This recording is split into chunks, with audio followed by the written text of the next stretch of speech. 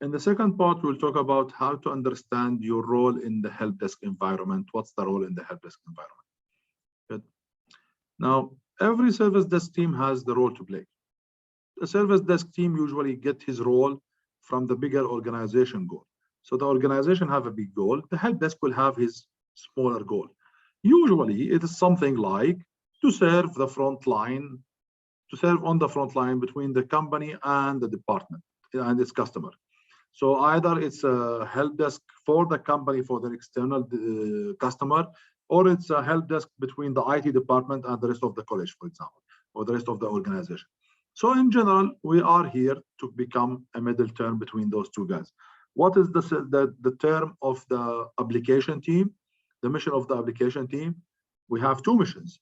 Mission number one is make sure all the applications that we have are up and running to the best or performance and best optimization to provide the employees with best experience so they can do their job. Or the other mission, which is developing the right needed softwares, blah, blah, blah, to enable the employees to do their job. Good. What is the mission of the network team? To provide the best stable network performance, blah, blah, blah. So every team have his own job responsibility or a mission. These missions group together to perform the mission of the whole department, like the IT department. And the IT department with the finance department with this will provide the mission. And then the College of Business and the College of Law and the College of IT will provide together until we get to the university and the whole country.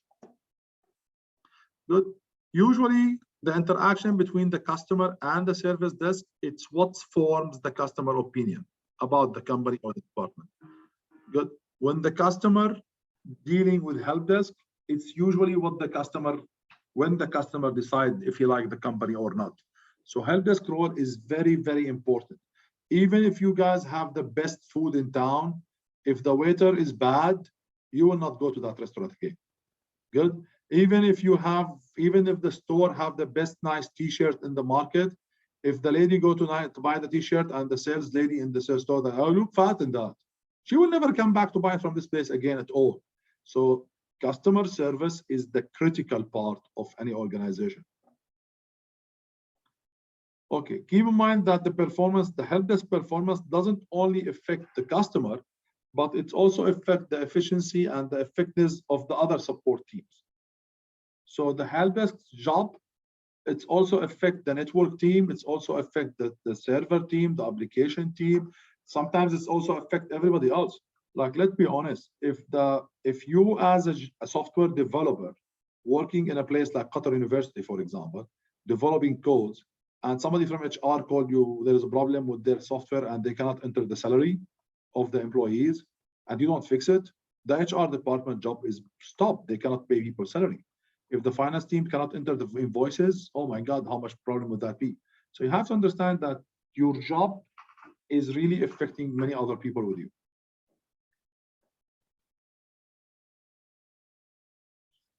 Again, every team member in the help desk will have to remember he will need to provide to do the mission of his team and achieve his performance goal and his team performance goal. So sometimes the team and the members have different performance goals. Good. Keep in mind now the unique skills that the person style and the unique skills, and the personal style in every team member is only valuable if it can help the team achieve their goal. If you have a skill of programming in C++ and you come to work with me as a help desk, I don't know how I benefit from that skill that you have. Good. It has no value for me. If you have a PhD in nuclear weapon detection system and you're coming to me to work with me as a help desk specialist, I don't care what your PhD will do. It has no benefit for me. Good. So the idea is, this is something important, that you find the skills, develop your skills that is benefit for the job that you are looking for. At the same time, when you are hiring, when you are bringing people to your team, make sure they have the skills that you need. Otherwise, even if they have the amazing skills, but it doesn't work with you, what do you need from them? Good. So what are the help desk goals? How do I measure the help desk team goal, for example? Help desk team has goals like SWOT. achieve an average 4 out of 5 on the annual survey. So 4 out of 5 customer satisfaction, let's call it.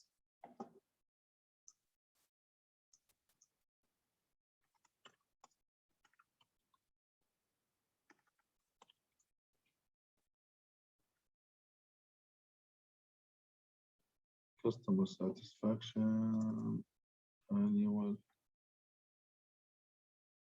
survey. Good. So IT department send a survey to the customer, says, how do you think about the IT services in the last year? They can score 5, 6, 4, whatever. We prefer to get 4 out of 5 on average. Good. Provide each analyst with 8-hour training a month. This is one of the goals I love too much. My goal as an IT manager to give every one of my employees on an average 8 hours of training every month, 1 day of training every month. That way, in a whole year, he will get 12 days of training. That means he can get two and a half or 3 courses to help him. Somebody tell me, what if I don't have money? I'm a manager, I don't have budget for training. You don't have budget for training, get your guys to train each other. You train them. Get one of your guys to sit down aside for 2 or 3 days, learn something. Once he learns it, he can teach his team. So that's a very good goal. Good. Resolve 80% of the reported problem at level 1. Trying to fix the problems on help desk level. The customer call asking for something, help desk fix it before it goes to the other team. This is a very good goal for a team. You see? So this is a sample of what the goals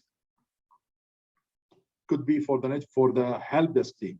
What kind of work we want to do. Keep in mind, the team performance is only as good as the performance of the analyst on the team.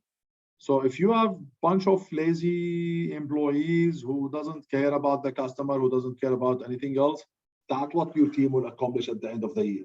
You will not get any result done. If you have a bunch of lazy coders who don't understand right the database, you will get a very crappy software at the end.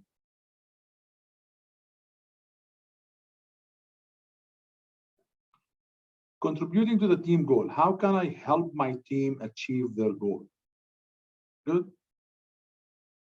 Usually, if you are working on a team, they will set you up what we call it an individual performance goal. Meaning, me as a manager will come to you, I'll say, you, Ahmad, I'm expecting you to answer 10 calls per hour per day. Good? Because Ahmad working on the help desk as an answering the phone, the help desk phone. While Sarah, she's doing emails. So I will tell Sarah, I'm expecting you to answer on an average 30 emails per hour.